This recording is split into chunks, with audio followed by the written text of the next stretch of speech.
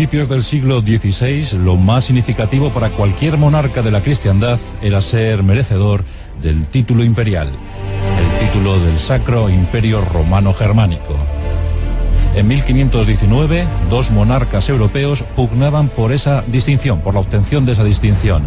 El francés, Francisco I, representante de la casa Valois, un hombre recto, sabio, educado, de gran porte, y el borgoñés austríaco, español, en ese momento, Carlos I. Carlos I, que ambicionaba poseer ese título, ese honor. Todos querían ser emperadores, pero finalmente los príncipes electores se decantaron por la opción del Habsburgo español. Y esto supuso para Francia todo un caos. El país galo quedó envuelto por el supuesto enemigo. Prácticamente todas sus fronteras estaban protegidas por los intereses españoles y alemanes. Carlos I de España y ahora V de Alemania se convertía en el hombre más poderoso del mundo conocido. Y esto, como es lógico, desató una guerra. Los franceses tenían que abrirse paso de forma angustiosa, como fuera. Y el objetivo se fijó en el milanesado, el territorio norteño de la península italiana, enseñoreado por las tropas imperiales. Una guerra tremenda que además provocó la invasión una vez más. Ya lo habían hecho las tropas de Carlos VIII en el siglo anterior, pero ahora, en 1521, era momento para desatar todo el desasosiego de un conflicto terrible. 40.000 franceses, capitaneados por su propio rey, Francisco I, entraban a sangre y fuego en la península italiana. La meta era apropiarse del milanesado y de paso ofrecer un desafío a los intereses de España y Alemania. Por supuesto, Carlos I no se quedó quieto. La primera batalla fue desastrosa para las armas francesas, la batalla de Bicocca. Fue tan fácil la victoria para las armas españolas y alemanas que desde entonces la palabra Bicocca es sinónimo de cosa fácil, cosa poco arriesgada, un auténtico chollo. Bicocca fue la primera batalla perdida por los franceses. Es por ello que Francisco I no quiso más humillaciones y con sus 40.000 hombres, la florinata del ejército galo, incursionó en Italia. La entrada de los franceses fue una auténtica tormenta y pilló algo desprevenidos a los soldados españoles, alemanes, suizos, la mayor parte de estos últimos mercenarios al servicio de las armas de Carlos. Esos ejércitos franceses poseían una artillería muy eficaz y muchísimas plazas del milanesado fueron sometidas a asedio. Los resistentes españoles y alemanes se las veían y se las deseaban para contener el ímpetu de los franceses. Y los cañonazos de aquellas piezas de asedio se hicieron notar en aquel invierno de 1524-25.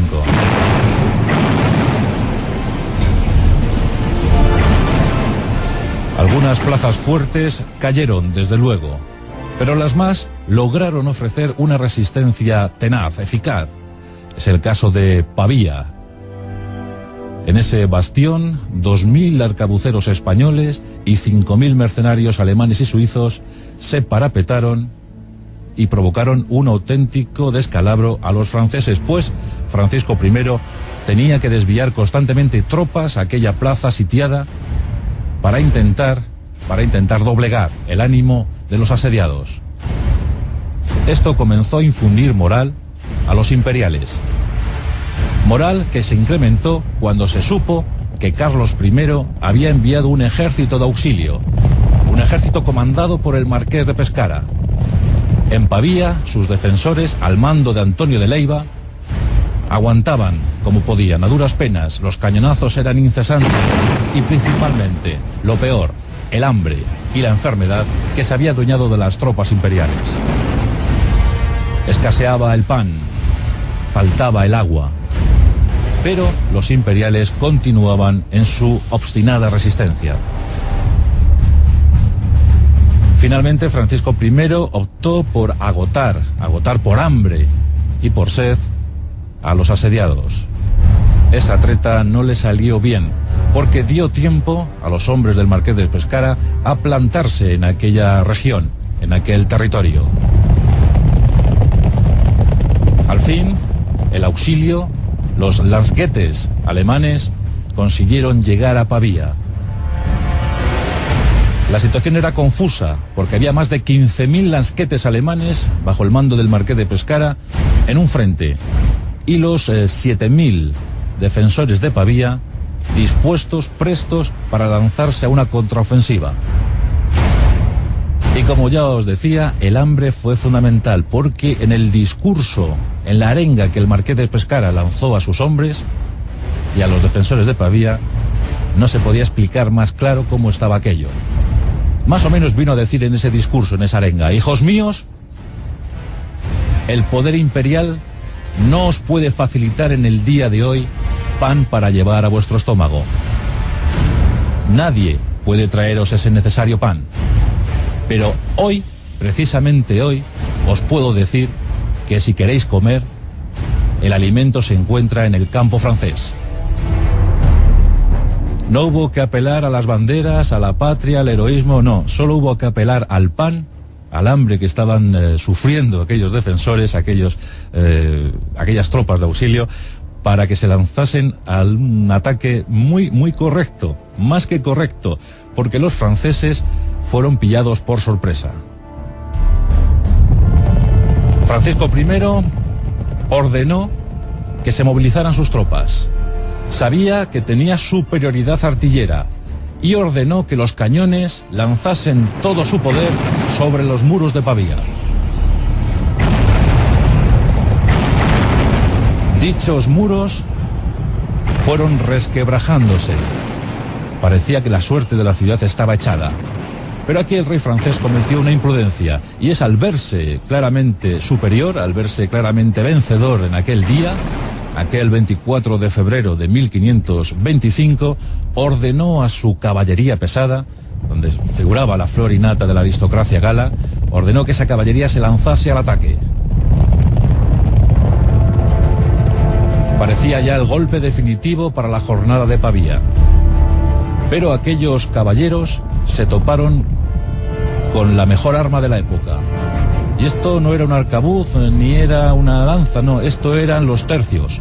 Los tercios invictos desde las primeras guerras de Italia, y que en Pavía iban a dar una muy buena medida sobre sus posibilidades en campo de batalla. Los descamisados, así eran llamados, fueron lanzados en primer lugar. Tropa ligera de infantería,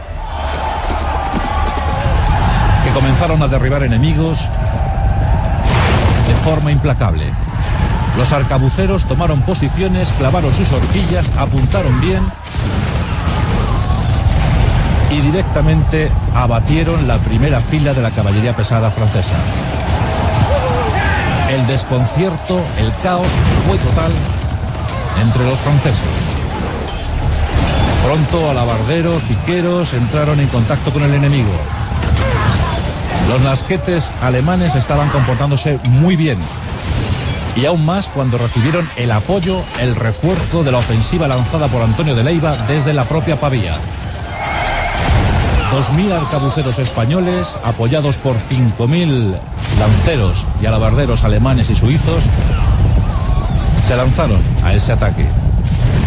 Los franceses caían a cientos. Fue una batalla absolutamente sangrienta. Se contaron las bajas al fin del día y figuraban entre esas bajas más de 8.000 muertos franceses. Hay que recordar ciertas cosas. Por ejemplo, en un momento de malestar entre los asediados de Pavía, pues, los mercenarios alemanes y suizos prácticamente se estaban animando a la rendición, a entregarse al enemigo. Los capitanes, los generales españoles, desembolsaron de su propio bolsillo ese dinero para que aguantaran. Y aquí hay que decir también que los 2000 arcabuceros españoles, viendo que sus compañeros se desmoronaban en la moral, aceptaron continuar la lucha aún sin cobrar. Fue un ejemplo para alemanes y suizos que decidieron sumarse al empeño. Bien, pues aquí tenemos una gran victoria para las armas imperiales, pero una victoria que se incrementó, que subió cuando se produjo el gran suceso. Y este fue que el rey francés Francisco I quedó copado con un grupo de leales, con un grupo de guardias suyos, por las tropas españolas. Los tercios habían rodeado el grupo del rey francés, aunque todavía no eran conscientes del gran logro que iban a alcanzar. En un momento del lance, Francisco I cayó del caballo y, luchando a duras penas, finalmente hincó la rodilla en el suelo. Cuando quiso levantarse ya fue tarde, porque un soldado español, Juan de Urbieta, un vasco, situaba su estoque sobre el cuello del monarca galo. Juan de Urbieta no sabía que había apresado al mismísimo rey de Francia. Pronto llegaron dos compañeros suyos, un gallego y un andaluz, y los tres soldados de los tercios españoles condujeron al reo ilustre a las murallas de Pavía. Habían capturado al rey de Francia. Ni siquiera lo sospechaban, aunque por los ropajes del prisionero creían que un gran noble, un gran aristócrata, había caído en sus manos y que por ello recibirían algún tipo de homenaje o de recompensa.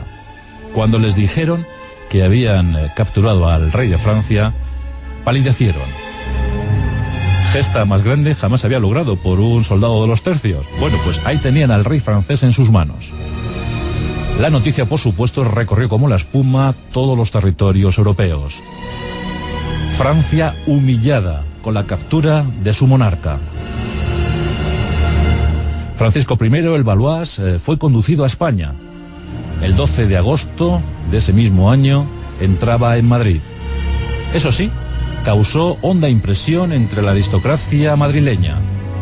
El rey, como antes hemos mencionado, gozaba de un espléndido aspecto, era un hombre refinado, educado, y que hizo pues gala de su porte y de su magnífica cuna. Entró en Madrid y fue recluido en la Torre de los Lujanes durante un tiempo para luego pasar al Alcázar. Esta fama, merecida, pero también engrandecida por los rumores populares, enfureció un poco a Carlos I. La verdad es que desató el recelo del monarca español. Y durante un tiempo, Francisco I estuvo prisionero de los españoles a la espera de acontecimientos. Estos llegaron en 1526, cuando Francisco I se vio obligado a firmar el Acuerdo de Madrid. Por dicho acuerdo, se aseguraba el dominio español en el Milanesado, en Nápoles, en Flandes, en Borgoña, en Artois. Fue una victoria clamorosa para las armas, para los intereses españoles. Y como curiosidad, podemos decir que hasta entonces Carlos I de España y V de Alemania, pues en pocas ocasiones se había expresado en castellano. Casi siempre había utilizado el italiano para la diplomacia o el alemán para la guerra. Y decían que solo el castellano era utilizado por el monarca español para sus rezos. Pero se cuenta que en los acuerdos que rubricaron el Acuerdo de Madrid, el Tratado de Madrid, Carlos I de España se expresó en todo momento en español, en castellano. Un detalle a tener en cuenta. Dicen que tomó conciencia al fin de cuántos territorios gobernaba, de cuántas tierras pertenecían al ya flamante Imperio de España. Como es obvio, Francisco I pues repudió este Tratado de Madrid nada más cruzar los Pirineos, se alió incluso con el Papa instalado en el Vaticano, y esto pues provocó una acción que luego engrosó la leyenda negra de España. Nada más y nada menos que Carlos I con sus tropas tomaran Roma, el famoso saqueo de Roma de 1527. Aunque ya digo, provocado por esa alianza entre Francia y el Vaticano. Son las cuestiones de la historia, son los famosos versus que nos ha dado la cronología humana. Enemigos acérrimos, antagonistas en usos, maneras y costumbres. Diferentes formas de entender la existencia. Carlos I de España, V de Alemania versus Carlos versus Francisco I de Francia. El Valois Angulema contra el borgoñés Austria. Son los episodios definitivos, los decisivos, los que mueven el mundo, los que cambian el signo de la historia.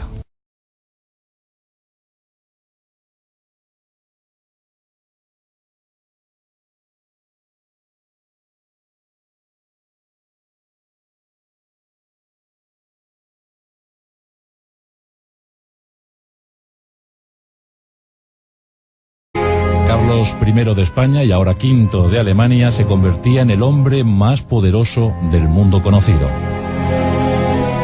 Y esto, como es lógico, desató una guerra. Los franceses tenían que abrirse paso de forma angustiosa, como fuera. Y el objetivo se fijó en el milanesado, el territorio norteño de la península italiana, enseñoreado por las tropas imperiales. Una guerra tremenda que además provocó la invasión una vez más. La primera batalla fue desastrosa para las armas francesas, la batalla de Bicocca. Fue tan fácil la victoria para las armas españolas y alemanas que desde entonces la palabra Bicocca es sinónimo de cosa fácil. Cosa, pues, poco arriesgada, vamos, un auténtico chollo. Bicocca fue la primera batalla perdida por los franceses. Es por ello que Francisco I no quiso más humillaciones y con sus 40.000 hombres, ya lo habían hecho las tropas de Carlos VIII en el siglo anterior, pero ahora, en 1521, era momento para desatar todo el desasosiego de un conflicto terrible. 40.000 franceses, capitaneados por su propio rey, Francisco I, entraban a sangre y fuego en la península italiana. La meta era apropiarse del milanesado y de paso ofrecer un desafío a los intereses de España y Alemania. Por supuesto, Carlos I no se quedó quieto.